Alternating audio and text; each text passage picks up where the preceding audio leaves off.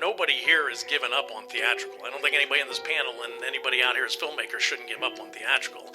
It's just, how are you going to approach it? You know, these filmmakers were talking about all these industry screenings are doing and the bigger festivals, but it was really the smaller ones that they felt were making more of an impact. The fans for horror and genre product really are what drive the release for horror and genre product. So if you want to see independent horror films in a theater, go see independent horror films in a theater. That's how they get there. More bonus content on the Fright Club podcast, and I love it. Welcome. She is Hope Madden. He's George Wolf. And we are from madwolf.com. I'm back with another Fright Club that came from the recent Nightmares Film Festival in Columbus, Ohio, the film festival that we love so much. Last time out, we had a recording of the Social Progress Through Horror panel, which was fantastic, and had a lot of great feedback on that. Yeah, we did, and it was really great to hear what they all had to say. And this one, I think, is really exciting in a different way. This is about distribution, which I think is a fascinating and sometimes scary topic. Yeah, they call this one the new distribution, and at the festival, this was the very next panel after the Social Progress Through Horror. So this one is moderated by Chris Hamill. Chris is the co-founder, along with Jason Tostovan, who was the moderator of the Social Progress panel.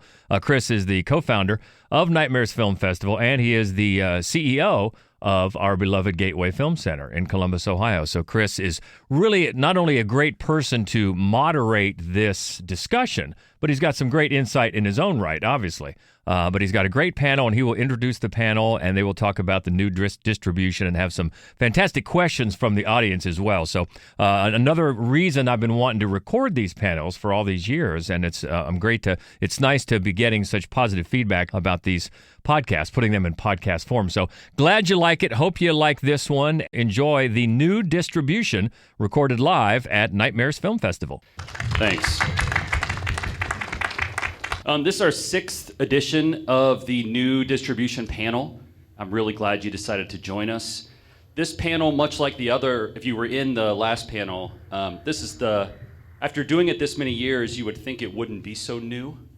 But as these people who are experts in the field are about to talk about, it feels like the distribution changes like every 15 minutes right now. So I think if you've been through this before, you're going to hear new information today. A couple of ground rules before we start. Be nice to each other.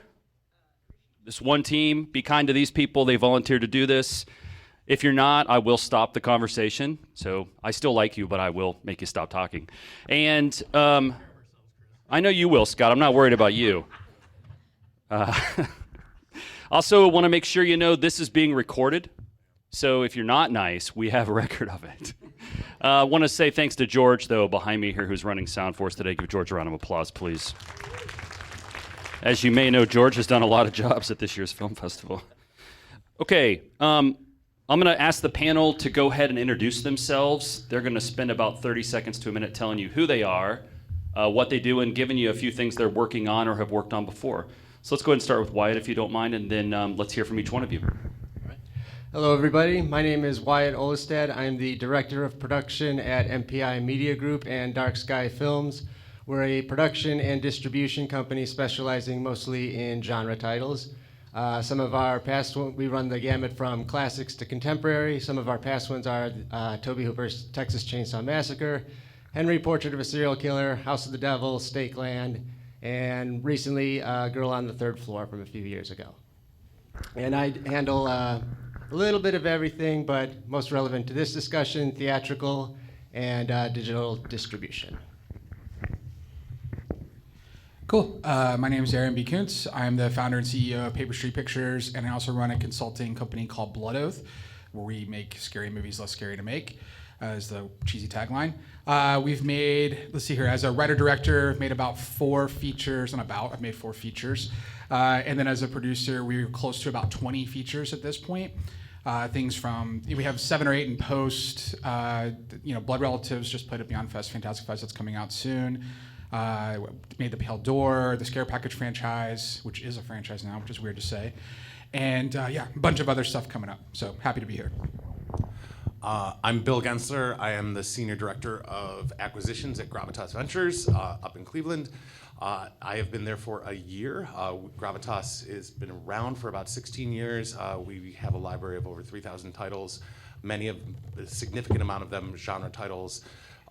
We release a ridiculous amount of films, 250 to 300 titles a year. And previously I was the artistic director of the Cleveland International Film Festival, and I left there after we had to cancel and turn it online. So we were one of the first festivals to make that pivot from a physical festival to an online festival, so that was fun.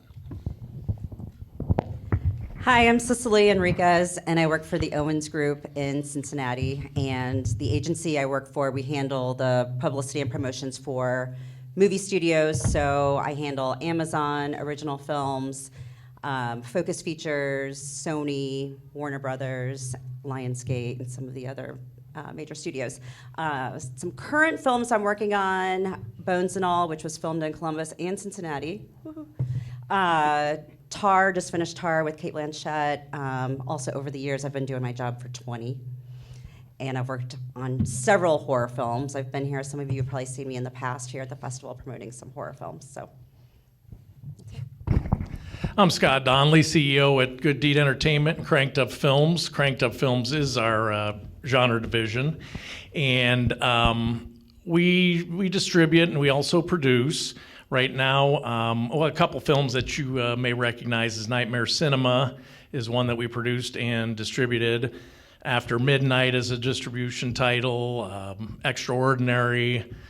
Loving Vincent was not a genre, but it was a great film. And right now we're in production on a trilogy, which is called Fresh Hell. Has 3 films. Our head of production and development, Phil Garrett, is in the crowd also. So he, everybody knows Phil. But so we're deep into the horror segment. Thank you, guys. So there's going to be lots of questions for you, but I'm going to get it started. Scott, I'm going to ask you to talk first, if you don't mind. Talk about the impact of COVID-19. Talk about the impact of streaming channels, and if you would, or if you think it's relevant, also talk about the impact of diminishing box office grosses and how it might have impacted your business. Well, I think I can start off with one title that was the biggest impact, was Extraordinary. We had released that I can't remember the exact date, but it was around the beginning of March in 2020. So this is right about the time that COVID was ramping up. And we had about 2 weeks under our belt, and this was a big rollout film. It had Will Forte in it, and it was really getting ahead of steam. And within that period of time, we were expecting a several $1 million box office on this film, just to let you know where we were on our estimations. Anyway, that 1 week. And I blocked a lot of it in my mind because I can't give exact dates now, but that is when all the theaters started shutting down.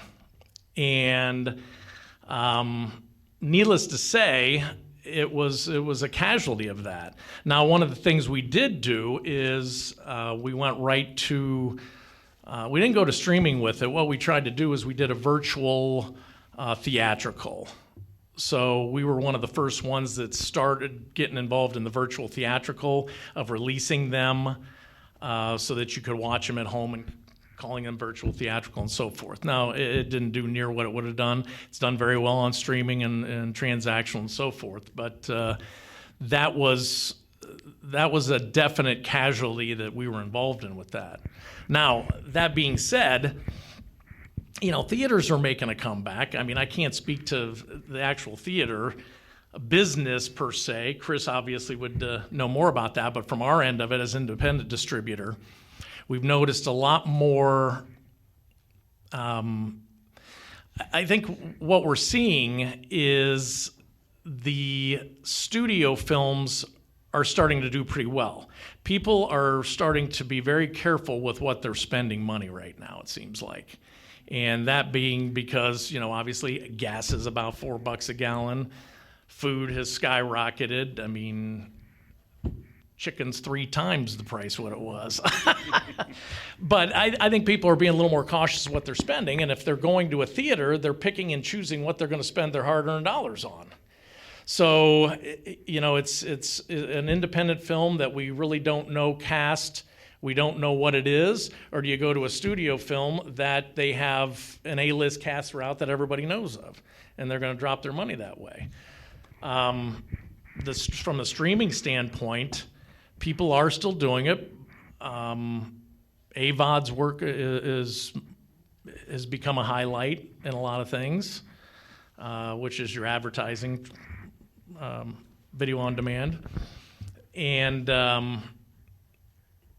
it's hard because you're competing, everybody's competing for the same eyeballs, it seems like, and there's a lot more content out there. And when I say a lot more, there's short form, there's Facebook, there's Instagram, there's TikTok, there's et cetera, that people start getting sucked into, and then, they're not going on to anything else. But it's still positive, don't get me wrong. We're still going at it, we're making films, we're distributing films.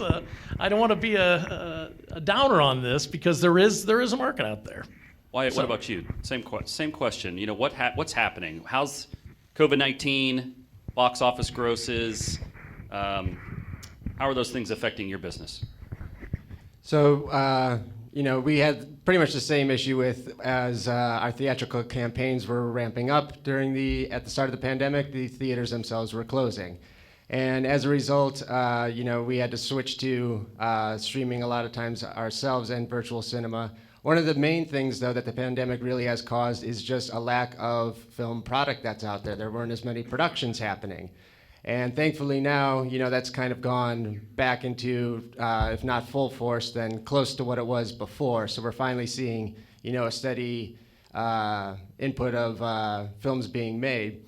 And on the theatrical front, it's been a struggle for the last 2 years to find something that works for a theatrical release. However, I will also say that, the fans for horror and genre product really are what drive the release for horror and genre product. So if you want to see independent horror films in a theater, go see independent horror films in a theater. That's how they get there. And I think that, we've seen, there's been a lot of talk, obviously, about the big blockbusters, dominating the box office and the indies kind of falling by the wayside. But with horror films in particular, it is such a fan-driven industry that basically the fans control where those films ultimately get released. So if they are showing up to the theater, you'll see independent horror films in the theater again. And I'm hopeful that, with the lack of box office grosses for a lot of independent films, suggests to me that there is, a opportunity and a desire for independent films to come back, because I think they're fostering communities now where there weren't before. And it's almost going back to the old days of, the local movie palace or the local movie house, where it's not so much people going into the theater just to see whatever's on screen. It's people getting together before going to the theater and deciding we are going to make an event out of this. So I'd like to see that continue, and I'm hopeful that it will continue and get bigger next year. Anybody else on the panel want to answer that question? Aaron, Bill, Cicely, what can you add? So definitely being in theatrical marketing, COVID, we took a huge hit. But it was basically trying to learn the new way to market a film without the theater, because we would screen films in advance. So we started doing some drive-in screenings once the theaters did open, because we still had to show the film ahead of time and build a word of mouth. So we started doing some drive-in screenings. We were doing virtual screenings. But to me, I actually had this conversation with somebody the other day. It was like, you go to the theater for the experience, and you go see a horror film, and you scream, and you jump, and you laugh, and all of those feelings you have with a crowd. And we were talking after one of my screenings, like kind of to your point, we are going to start to see it get better, because I think people are missing that experience when you're home streaming. You're on your device, you're not paying attention. And now I think people are feeling much more safe to go out. So I definitely think in 2023, we're definitely going to start really seeing things change. And I also feel like a lot of the independents and art house films have been pushed and held, and I think we're going to start to probably see a lot more things being released. Yeah, I mean, I was going to say, look, I think the industry is constantly changing, as we know. I was on this panel 3 years ago, and it's very different now than it was 3 years ago. And you have to look at everything as an opportunity. So it's we at that time we had 2 films that were releasing in 2020. We didn't get a theatrical release, which we were supposed to have, like close to 1,000 theaters for The Pale Door, and that didn't happen. So we went through that, but it was okay. Yes, let's pivot. Let's do virtual screenings. Let's do the drive-ins and everything, as you were saying. But I think from a production standpoint, also, I remember sitting there that summer and saying, there has to be a way to still get movies made. My friends don't have jobs. We don't know how to move this forward. And we made, I think it was literally the second film during all of COVID. It was a film called Revealer that was shot outside of Chicago. And that was super small, like a dozen people, non-SAG, because there weren't even protocols. And then that stuff started to move forward. Once we made that, then we were able to kind of see, oh, there are safe way forwards. And then we were consulted from, IATSE and folks for the safe way forward stuff and some of that documentation and how that had to happen. So we were like, wait, this is an opportunity. And I think if we're always reacting to this and saying, oh, this is bad, what are we going to do? Instead of saying, okay, this is how it's changing, how do I get ahead of it sooner? And then I think we had that mindset, and then we just produced movie after movie after movie after movie then, because people saw we could do it safely. We never had, until actually the last film, one of the last films we produced, we didn't have a single positive, COVID test on anything that we happened, because we created protocols and safety measures and all this, because we were like, there's a way to still make movies safely. And these are all independent films, the biggest budget was $2.5 million, all the way down to $400,000. And so in that whole range of film, although Revealer was actually even smaller than that. So anyway, I just want to say, I think these things can be opportunities, even if they're negative situations. And it's just about how we're able to look at that and how we're saying we have to change because our audience is changing and our circumstances are changing. And I'll just add where I think, on behalf of a distributor, it's figuring it out. That's our role, alongside with the theaters. One thing Gravitas did, it was before I started, but when the pandemic started, Gravitas had several titles with, a high-level cast, and there were plans of doing a significant, theatrical release, and they were like, wait, we paid a lot of money for this. We were like expecting to do this theatrical, and when theaters started opening up, they went ahead and did it, and they were successful, and it helped us deepen the relationships with the theater chains and the independent theaters. And so like now when we're looking at films and wanting to do some kind of theatrical release, we have the relationships with those theaters and we're able to. So we've made the commitment. We just, this August we had the largest release we ever had. We released a film on 2,000 screens, which is insane for most companies, and for Gravitas, which is pretty much known as, a VOD company.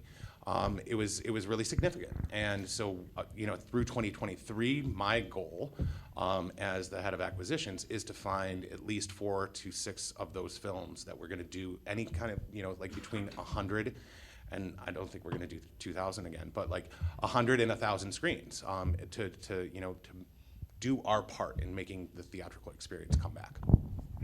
And I think that's very key. It's like nobody here has given up on theatrical. I don't think anybody in this panel and anybody out here as filmmakers shouldn't give up on theatrical. It's just how are you going to approach it? A wide release is not even considered nowadays unless you have a $100 million ad budget.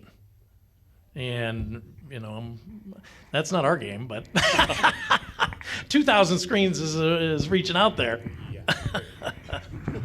I'm going to ask the panel one more question, but you guys be thinking of yours. We're going to come over to you in a minute. Bill, pick that microphone back up, will you? Last year, I was standing on the other side. Some of these people were here, and Cameron was on the screen. And Cameron told the audience that Gravitas acquires somewhere between 5 and 10 films a week. Yeah. And I went, wait a second. I don't even know. Somebody out here was talking. I was like, hey, hang on, stop. What? You guys acquire 250 films a year? Is that pretty accurate? That is correct. That is crazy. How do you keep track of the 250 titles? This is not my question really for hard. the panel, Yeah. by the way. No, talk about the importance of film festivals, because obviously if you're acquiring that many films, that you're not producing all of them or very many of them from what I understand, Talk about the importance of film festivals. You're in a room of people at a film festival. Will you guys all talk about it a little bit? I mean, I can start since I worked for a film festival for over 22 years. And, obviously, if I stayed there for 22 years, I believed in the importance of film festivals. And I think that, we're, starting in 2020 when we went virtual and pretty much every other festival had to go virtual, there was this understanding of like, okay, this is a Band-Aid. Just to get these, arts organizations, most of them nonprofits, through the pandemic. And there was a lot of, I left, there were a lot of questions about like, what is a festival gonna look like in the future? Not only, when you think about sitting in a theater, but like, there's so much more to a festival. There's the receptions, there's the parties, there's the panel discussions, there's a lot of talking and shaking hands.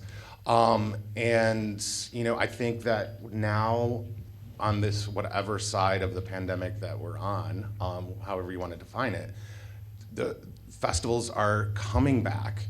They are important for films. One, the fact that a lot of distributors aren't doing any kind of theatrical release, and so that's essentially considered the theatrical release. It helps word of mouth. You find the right audience for your film at the right festival. So it excites me that festivals are coming back and they're figuring it out, and a lot of them are downsizing, not only the scope of the festival as far as number of films, but they acknowledge the fact that they're not going to get the audiences that they used to. But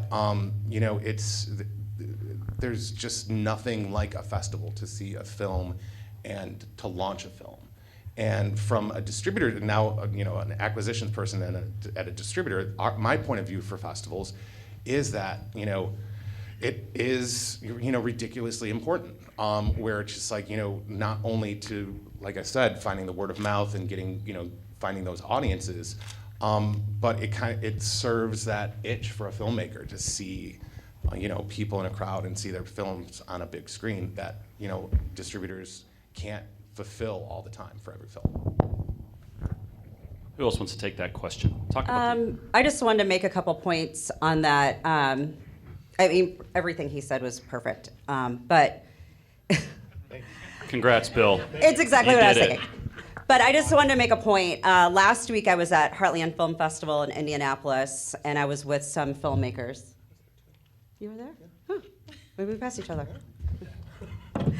And I was with some filmmakers, and listening to them talk about being at the festival, it got them so excited.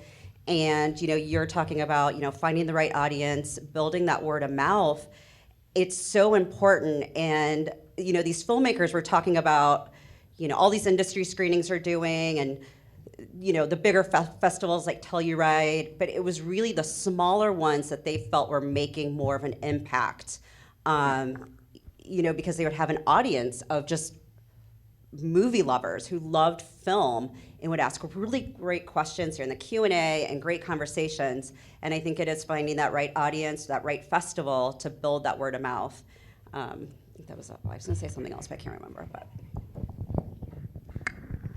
Yeah, I think no matter what form festivals have taken, take or will take, they're still a showcase for new talent and to foster a film community. So when you have a genre festival like Nightmares or anything quite similar, it is a gathering place for horror fans, and it's a gathering place for horror fans to see new stuff that they might not otherwise get a chance to see, and for horror filmmakers to show off new work that is presented to an audience of their peers, essentially.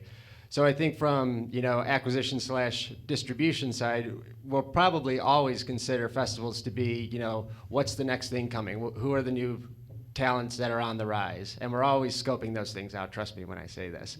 And in terms of trying to build a sense of filmmaking community, marketing community, anything surrounding the films that are on display here, or just the general vibe of the festival. They are still gathering places, and they are still platforms on which future careers are launched.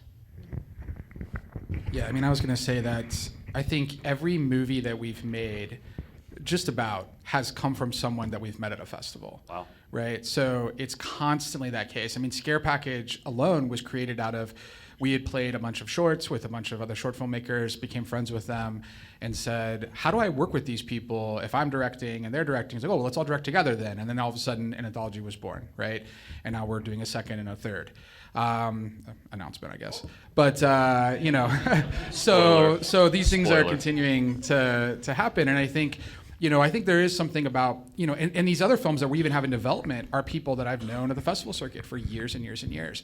So I think sometimes we get caught up in you have to network, upward, and you have to find someone that's going to pull me up. But I think there's a lateral networking that happens all the time. And the people that I'm making the most movies with are the people that we sat in audiences watching panels together, and we're like, shit, how do I get to that person? Or how do I figure this out? And now the two of us have each kind of figured it out on our own, and now we're helping each other. And I think that happens a lot. And I'm not saying there still isn't those opportunities, I want to know about your movies, and you could submit them to Blood Oath and all that.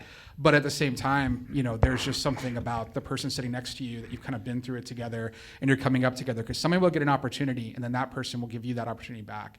And you start forming that as a community, kind of, as what I was saying. So I think there's something that can be really taken from it. And I think these smaller festivals are much more advantageous for all of us independents. I mean, I found, these big, the Sundance, Cannes, these bigger festivals, they're not, Toronto, those have become studio and agency festivals. And I don't know. I don't want to go there. My feelings on agencies and so forth, but Just go there. You'll join in. But I'd much rather come here to Nightmares than I would go to these other ones. So anyway, I really want to ask lots of follow-up questions, but I want to give the audience a chance first. Does anybody have questions for the panel? Throw your hand up. Yeah, go ahead, Brooklyn. You do have to talk in a microphone. Your voice is so great. Hi guys. So I guess I just want to, it's kind of a comment, but also a little bit of a question. With Terrifier 2 coming out and being completely independent and incredible and kind of gives all of us maybe too much hope, I just want to say, like, with their marketing being so minimal, the dollars being so minimal, does that give you guys, like, excitement? Or, like, are you like, oh, shit? Yeah, I mean, so I know Brandon Hill very well. I know Scott does as well, because he used to work. Brandon is the head of acquisitions at Cinedigm and Screenbox, and used to work for Scott over at Cranked Up. And I remember having discussions with Brandon about the acquisition of Terrifier, and I was like, dude, you got to pay for it. You got to do it, because you can see this upswell of people that are there, and they've waited so long. And I do think that is a very unique film, and like the fandom that's kind of come from that. But the fact that this is, after this weekend, is probably going to clear $3 million is unbelievable. And now what that's going to happen is there's a lot of people who don't understand the horror space who are going to say, oh, let's make those, and they're going to try and copycat that, and they're going to fail miserably. And they think that they can put something in 800 theaters and it's going to work, and it's not. But I do think there are opportunities for us to say, hey, what is that film as producers and as others that acquisitions and distribution, to say, what are ways that we can tap into that audience? Because there's clearly people who are saying, I want something a little different, maybe a little raw, maybe a little more in your face. And there's an audience for that. So now that's for us to kind of think about what that means in a smart way. And possibly even a more progressive way. Not that I'm saying Terrifier is not. I'm just saying, yeah, I think there's opportunities even within that space. But I'm just worried about the copycats that are going to come now that have no clue what Damien was doing and are going to really, really mess that up. But we'll see. yeah, it's funny because I've been hearing all the hype on this film, and I'd never seen Terrifier. So last night at about midnight, I started Terrifier and watched it. And, the clown is a creepy dude. It's a great, creepy film. But, you're right. If people want to start copycatting that, I'm not talked to Brandon just to see how all, the hype is coming from their own PR. I'm seeing articles that are critics that are Cinedigm's critics, under their company label. So I kind of want to find out what the whole story is, because you can't just run out now, oh my God, this film made $3 million, let's make one similar to it, it's going to make $4 million. unfortunately, it doesn't work that way. The uniqueness of it is really where I think if people are making unique, as filmmakers, come up with some unique ideas. That's what's going to work. We've seen a lot of the same things over and over and over, and then we wonder why they don't work. We got to come up with unique. Terrifier 2 on screen now at Gateway Film Center. Yeah, time for an exorcism. First of all, I hated Terrifier 2. And yeah, blessed be the fruit. And so my question would be, so I think as an independent filmmaker, I'm kind of like in a double bind with you guys. On the one hand, I mean, like, I have a very strange case study that I made a film, like a feature film for 25K that premiered at Fantastic Fest last year, and nobody believed in it. And suddenly I ended up having like a 2-week theatrical release in the US, and it's on streamers now. So, but I mean, I did not see that happen, and nobody saw it happen, and actually nobody really believed in it, but it happened. So I'm kind of happy about that. But at the same time, my problem is also just like going forward with other projects that I'm doing. I have the feeling that on the one hand, especially independent filmmakers being taught, do something edgy, do something that has never been done before, but don't do it so much. As it's just like, it is hard, like on the one hand, like I can think of a lot of shit that has not been done before, yeah? But will anyone want to see that, or will you want to distribute it? That's the question. So, so I'm spitting that out. Okay. Do you want me to restate the question? I hate the world! I think the question was, what are you looking for when you're thinking of acquiring a film? How edgy can you go? You're welcome. That's actually how I took that Good. too. Because my answer would have been, and still is, where people would ask me all the time, especially at the film festival. I guess I'm just a glutton for punishment. Cleveland was a ridiculously huge festival too. We played over 200 feature films in a week and 250 short films. But it was almost like you know it when you see it. I would get that question all the time. And when I was programming the festival, I had people like you in my mind. As I was at other festivals, or I was sitting at home watching a screener, I'd be like, this will work for that person, and this will work for that person. And I think turning that around now on the acquisition side, looking at the breadth of Gravitas's releases and looking at other distributors' releases and what's happening, that's how I spend my weekends. I look at the competition, and then I spend the week doing my work. But you know when you see it, and you can you have to feel it somehow, and so it's undefinable. So just keep doing what you do.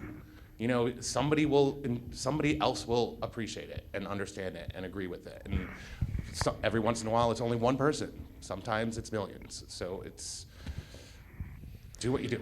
And I'm a firm believer that every film has an audience. It's just a matter of finding that audience. And, we love working with filmmakers to see what their thoughts on or what they think their audience is and so forth. And we'll do what we need to do to get it to that audience. If you want it in a theater, we can always get a film in a theater. It just depends on, what kind of returns you're looking for. But every film has an audience. And I think, the important thing for creatives to keep in mind too is every year there's always a new trend in, the business side of things. We need a star, we need followers on social media, we need this, that, or the other. If you're a creative, don't let that muddy your vision, because really at the end of the day, it's uniqueness, it's, the impact that the film itself will have. As was stated previously, and we can echo it all day long. If it's good and if it's unique, there's an audience for it, and the audience will find it, and we will help you find the audience for it. But do not get bogged down in trying to make it something that you don't want it to be for the sake of sellability, because that'll just make it worse. Yeah, I think, look, a lot of people here are filmmakers, right? So just, would I like that? Ask yourself that question. Is this a movie that I want to see? Because if you're not this is something I'm dying to see, then you probably shouldn't make it, right? And if you're trying to make it for someone else, then you're already failing. You should be making it for yourself. And that's where the derivative Terrifier movies are going to come in, right? So if that's the thing you love, then go make what you love. We take a lot of pride in, other than a couple pandemic-specific unfortunate situations, we've never lost money on a movie. But the way we approach that is, I had a very deeply personal story I wanted to tell about my father and my brother and some, familial problems that we had. And I was like, well, nobody's going to want me to let me tell that story. So then I added in Cowboys and Witches, and it became The Pale Door. And then that movie was a big hit for us. So it's like, you just got to find an approach that allows you to tell that personal story with something that is unique. That's like, I haven't seen that done before. Then once you have that combination and you're like, because when we made Scare Package, I was like, I don't know who's going to like this, but it makes me laugh. And now people have tattoos of it, and it's like, oh, okay, that's a thing. So just start with what you like. If you're a cinephile, then the movies that really excite you. Start there, and I guarantee you there's a crowd that looks at it the exact same way. That's a great answer. Yeah, go ahead. Hi. So you guys started talking about returns, and that kind of opens it up to this question I have for you. So if you want to be a filmmaker that is morally responsible for their investors, right? Which I do. I'm trying to make my first feature. I've got a couple options as to what I could go towards. I guess the question that I know is going to have 1,000 variables, but what is the budget range you should be looking at? Let's assume that none of us have access to stars or any of that kind of crap because if we did, then that question all becomes easier. But if you're going to make a movie with no stars, where do you aim and figure that you can actually get your money back on distribution? The least amount possible. Yeah, obviously. I know. I hate to be. I'm not trying to be an asshole about that. I'm looking for like a ceiling. Well, if it's scary, and look, these folks can talk about this more. If it's genuinely scary, you don't have to have stars. That's a great thing about horror. You don't have to have stars for horror to sell. But if you do have them, it's going to go a long way. So, we're constantly pitched movies like all the time. I'm getting pitched right now. Somebody is emailing me at this moment that I don't know with a really bad pitch, probably, no offense. And I'm going to look at that. I'm going to say, okay, they don't have stars. We do have this. What's the least amount we can make it for that makes it viable, right? So again, we've made $2.5 million movies. We're making a $4 million movie, in February, and we've also made a movie for $200,000, So it just depends on what that is. I think you need to find a smart producer to partner with that has sold movies in the marketplace a lot that can say, you need to make it for this amount of money. Because that's actually what happens a lot. We get it pitched a lot, and I'll say, look, I understand you want to make this for $1.5 million, but it's not going to go anywhere. It's not going to sell. You need to make it for $350,000. And then they're like, oh, screw you. And I'm like, okay, good luck. And then maybe you do make it for $1.5 million. Good for you. That's amazing. Now, because you have a creative duty and a fiduciary duty, as you said. And if you don't fulfill that fiduciary duty, those people will not give you your money again. The real secret to making a lot of movies and why we've made 20 films is you just get the money back to the people who've made it before. So that's the right question to ask, but find the right producer that can help you gauge it, because there's not a real answer. And they can chime in, but there's not a real answer for that. If this is your first film, 1.5 is way too much. The guy over at Full Moon, I can't remember his name. One year he told me, I was AFM, and he cranks those things out. And he's like, if you're making films for over $80,000, you'll never make any money. I don't know if that's right or wrong, but you know what? The guy's making films left and right. It's wrong. Avi, you're up. We only have about 5 or 6 minutes left, and we have 3 questions. So let's try real quick to get through these 3. Go ahead. Sorry. I'm from Mexico. Sometimes there are movies that I'm not able to see, only Mexican movies or Latin American movies only in film festivals, or sometimes they are distributed in US as DVD and Blu-rays, so I buy them. It's like 2 questions. What is the status to the physical media for this kind of releases?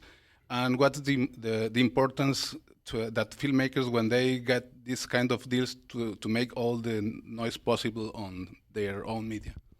Great questions. Physical media. Talk about that first.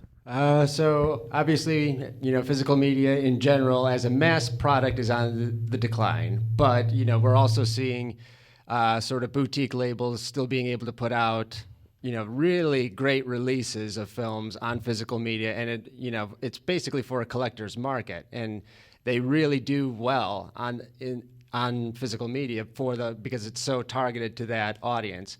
And I think, similar to what we were saying before, like trying to find the audience for any given movie, any given genre. If you put it there and you target it correctly, it will find its audience. So you could always justify a physical media release even today, even as a small run or a boutique run, because you know that there will be an audience who will pay for it and buy it.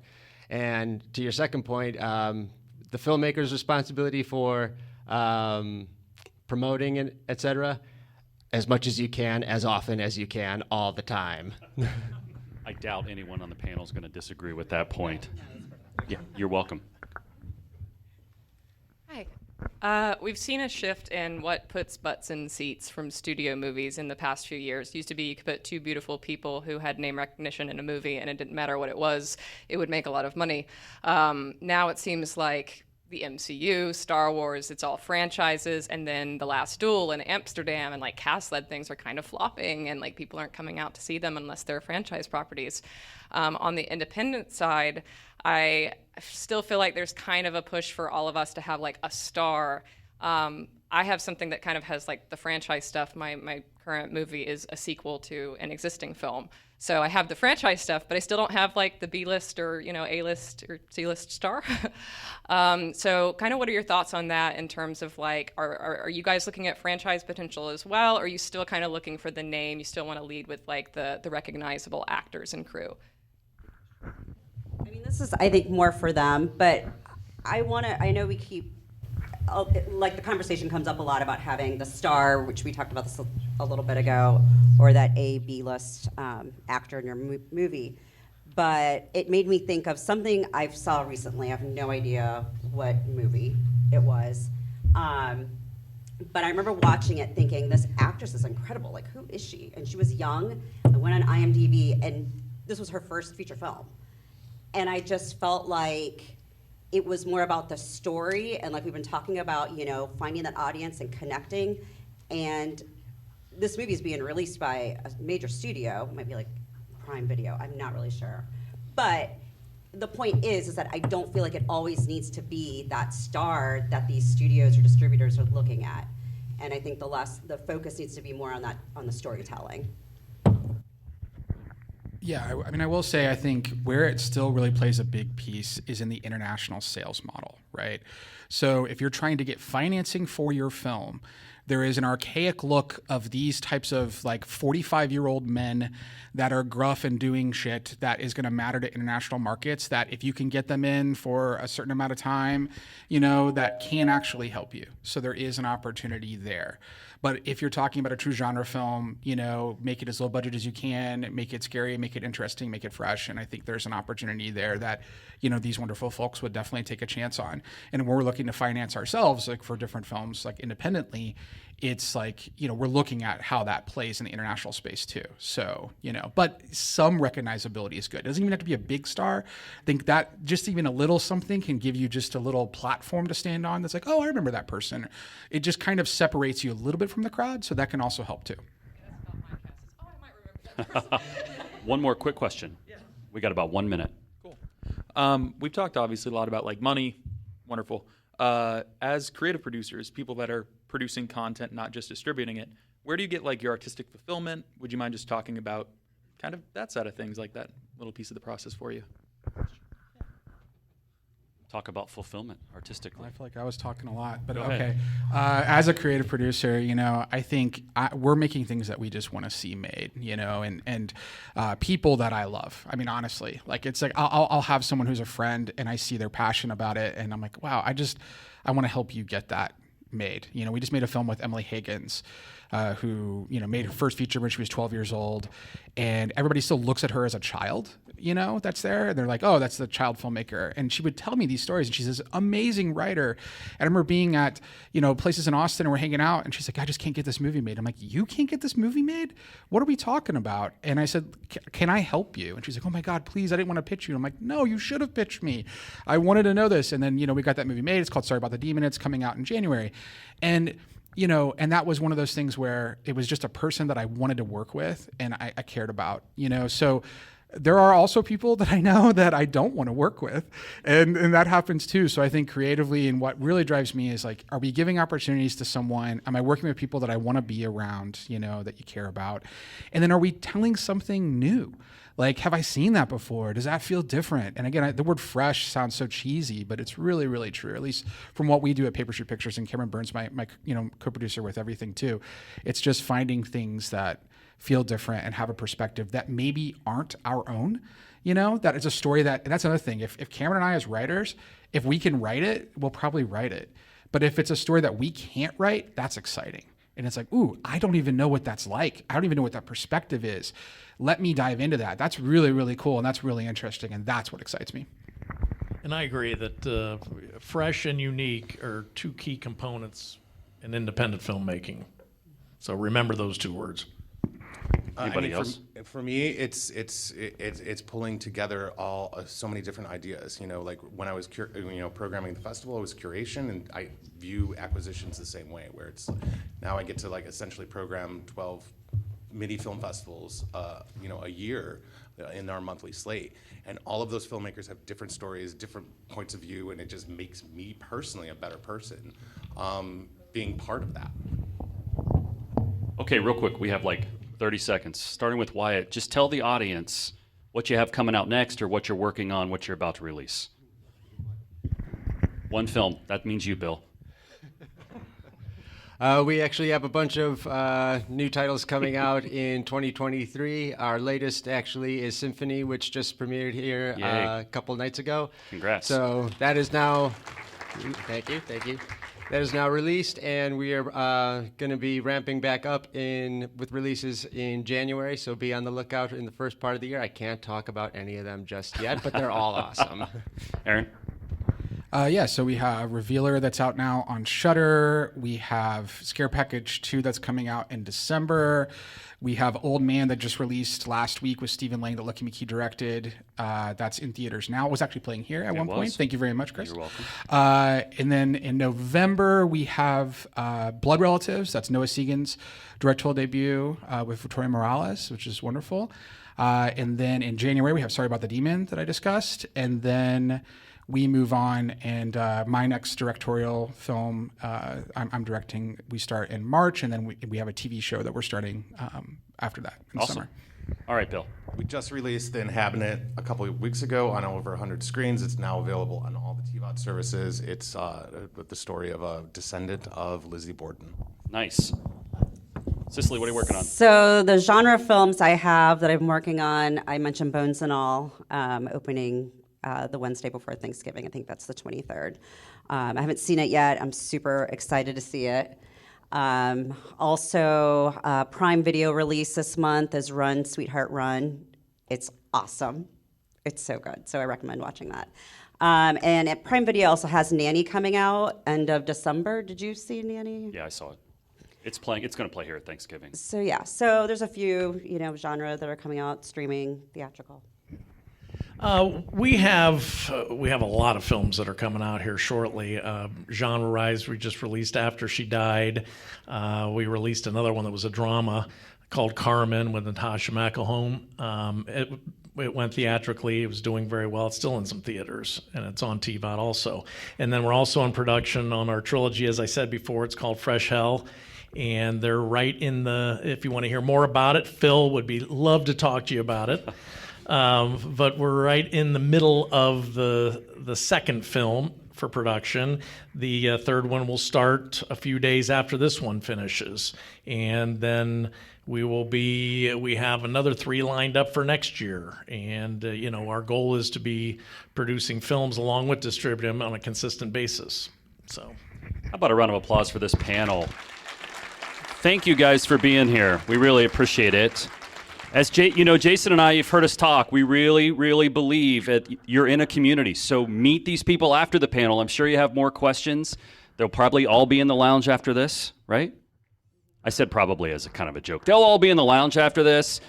Go buy them something to drink. And thank you for coming to the New Distribution. Okay, so thank you to Chris Hamill and all the great panelists for the New Distribution panel. Looking ahead, Gateway Film Center in Columbus, Ohio, we're going to be right back. As we tape this, we're going to be right back this coming Friday night for our next edition of Fright Club Live. That's right. On November 11th, we are going to talk about Conjurings Gone Wrong. And I'm just going to give you a hint. George is going to be really unhappy about one of the choices that made the final list. Conflict is great for the podcast, right? And then we're going to watch the movie Deathgasm, which is so much fun. It's super fun, and it'll be an exciting thing to watch with a big group of people, I think. No conflict there. So if you're in the area, please make it. That is Friday, November 11th, our next edition of Fright Club Live. Hope you enjoyed this panel, the new distribution. Please, if you have any questions, any comments, you can always get a hold of us easily on Twitter. You can find us at Fright Club Pod. Also on Facebook and Instagram, it is Mad Wolf Columbus. And the main website, we can check out all of our movie stuff, is at madwolf.com. So we hope you will keep in touch. We'll be back with another edition of Fright Club Podcast next week. And until then, she's Hope Madden. He's George Wolf. And as always... Hi, this is Ben Young, Director of Hounds of Love. Stay frightful, my friend.